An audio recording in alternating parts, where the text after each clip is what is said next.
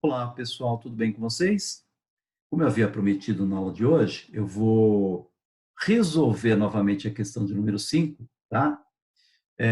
Porque foi no finalzinho da aula ali, ficou meio atrapalhado, eu não sei se vocês acompanharam direitinho, então, inclusive, vou resolver de uma outra maneira, tá bom? Então, vamos lá. Nós já havíamos notado, né, que esse gráfico aqui, o gráfico com a linha contínua, é o gráfico da função f, da função seno de x, tá bom? E o gráfico com a linha pontilhada é o gráfico da função g, cosseno de x, tá? Nós precisamos descobrir os valores de m de Maria, o valor de k, para que a gente possa encontrar qual a alternativa correta. Perfeito? Então, eu optei agora por apresentar para vocês uma resolução um pouquinho diferente. Olha só que legal. Eu vou calcular o f do número π. E eu sei que o f de π é 1. Como eu sei disso? Olhando para cá, olha aqui, ó. Este é o gráfico da função f. E o que eu consigo perceber é que a imagem do número π é o número 1. Então, f de π é 1. O que significa f de π, ó, f de π é 1. Significa que se eu colocar π no lugar do x, o seno deste ângulo terá que ser 1. Então, eu vou colocar π no lugar do x. Vou ficar com seno, tá? De π sobre k. Eu já sei que, de acordo com o gráfico, tem que ser 1. Vou repetir. Olhando para cá, f de π é igual a 1. Significa que, se eu colocar 1 no lugar do x, o resultado tem que ser, aliás, perdão, f de π é igual a 1. Significa que, se eu colocar π no lugar do x, o resultado tem que ser 1. Tá aí. Agora, arco com seno 1, quem lembra? Isso mesmo. Arco com seno 1, na primeira volta, é o π sobre 2. Então, π sobre 2 é arco com seno 1. E se π sobre k também tem seno 1, então π sobre k tem que ser igual a π sobre 2. Eu vou repetir. Esse arco aqui tem seno 1. Qual é o arco que tem seno 1? É o π sobre 2. Então, ele tem que ser π sobre 2. Portanto, o π dividido por k tem que ser igual a π sobre 2. O que nos permite concluir que o k é igual a 2. Olha como eu descobri o k rapidinho, tá bom? Já temos o valor do k. Vamos guardar ele aqui, tá? Prontinho.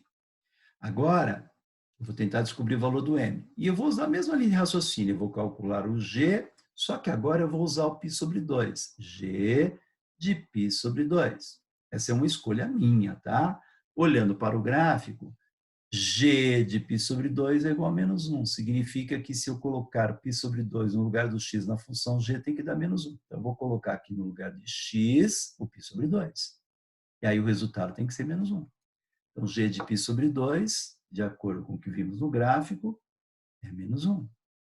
G de π sobre 2 é o cosseno de π sobre 2, só que vezes o m, né? E isso tem que dar menos 1. Cosseno com sono deitado. Arco com cosseno menos 1 na primeira volta é o π. Então, tá certo? Então, π sobre 2 vezes m tem que ser π. Daqui a gente conclui que o m é igual a 2. M igual a 2, tá? Prontinho. Prontinho. Bom? Bom, na verdade, nós acabamos de concluir, então, que o m, né, e o k, eles são iguais. Nós concluímos que o m e o k são iguais. E se o m e o k são iguais, eu posso admitir que o módulo de m é o módulo de 2, que dá 2, é igual ao valor do k, também é 2, tá certo? Então, a alternativa correta seria B de bola. Olha que bonitinho. Bom, certo? B de bola, tá aqui. Agora é o seguinte, ó.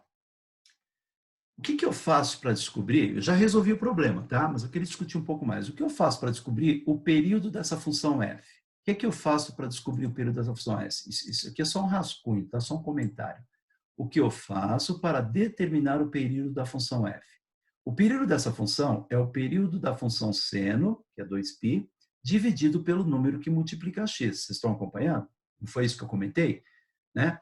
Quando o x é multiplicado por um número, ele altera o período da função. O período da função seno, naturalmente, é 2π, só que, nesse caso, será dividido pelo módulo do número que multiplica x. E aí eu gostaria que vocês observassem aqui embaixo, ó, canto superior esquerdo, tá? Que f... Opa, vamos colocar uma letra... Opa, aqui. Observem, pessoal, pronto, que f de x igual a seno de x sobre k é o mesmo que seno de 1 sobre k vezes x. Bom? Bom, e qual seria o período dessa função? Como eu disse para vocês, o período dessa função é o período natural da função, no caso a função seno, dividido pelo número que multiplica o x em módulo. Então, o período dessa função seria, olha só, 2π, que é o período da função seno, dividido pelo módulo de 1 sobre k. Só que esse período, de acordo com o gráfico, tem que ser 4π. Vocês estão acompanhando? Porque o gráfico dessa função f ocupa o espaço, né, na horizontal de 0 a 4π. Portanto, o período é 4π. Então, eu igualo isso, vamos igualar, ó, igualo isso aqui, ó, 4π. Multiplicando em diagonal, de um lado eu tenho 2π, do outro eu tenho 4π, certo? Vezes, módulo de 1 é 1, módulo de k, certo? Tá bom? Acompanhando? E se eu isolar o módulo de k, concluirei que o módulo de k é igual a 2. Então, agindo assim, eu descubro que o módulo de k é 2. Depois eu teria que fazer essa substituição para verificar se esse k é positivo ou negativo. Porque, veja bem, se o módulo de k é 2, é porque o k pode ser mais ou menos 2. E nesse caso, será que o k é mais 2 ou é menos 2? Então, eu faço esse teste aqui em cima. F de π igual a 1. Então, seno de π sobre k é 1. Então, π sobre k tem que ser π sobre 2, o k é 2. Deu para acompanhar? Tá? Muito bem. Certo até aí? Tudo bem? Tranquilo? No caso da outra função, eu vou apagar isso aqui, tá? Eu vou apagar isso aqui para usar esse espacinho. No caso da outra função, no caso da função g, como eu agiria para encontrar o m? Eu vou apagar aqui. Perdão. Para a gente ter mais espaço. Agora vamos pensar na função. Se for o caso, você dá uma pausa no vídeo para poder copiar, tá? Então, agora, eu vou pensar na função g. A função g de x, tá bom? Ela é igual a cosseno de m vezes x. Qual será o período dessa função g?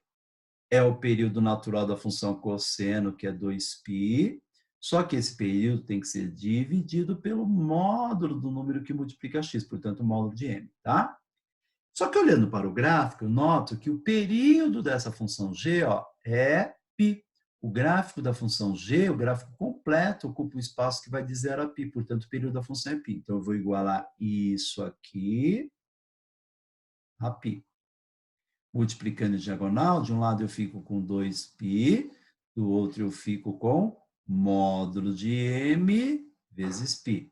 Dividindo os dois lados por π, concluímos que o módulo de m é igual a 2, tá?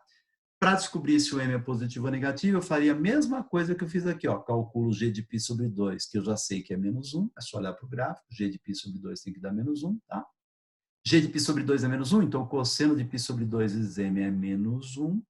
Então, π sobre 2 vezes m é π. Daí o m é igual a 2, tá certo? Para saber se o m é positivo ou negativo. Então, tá aqui.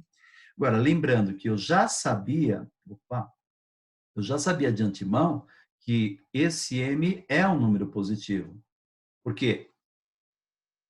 Para o m2 ou menos 2, o resultado que eu vou encontrar aqui, ó, para m igual a 2 ou m igual a menos 2, o resultado que eu vou encontrar para o gráfico da função g é o mesmo, já que a função cosseno é uma função par.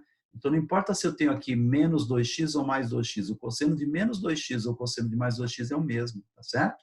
Tudo bem, pessoal? Então, tá aí. Então, na verdade, eu não precisaria ter trabalhado com período. Trabalhei só para recordar, mas bastaria calcular o f de π, igualando o a 1, f de π é igual a 1, e calcular o g de π sobre 2. G de π sobre 2 é igual a menos 1. Tá legal? É isso aí. Obrigado, gente. É aí. Tchau. Um abraço.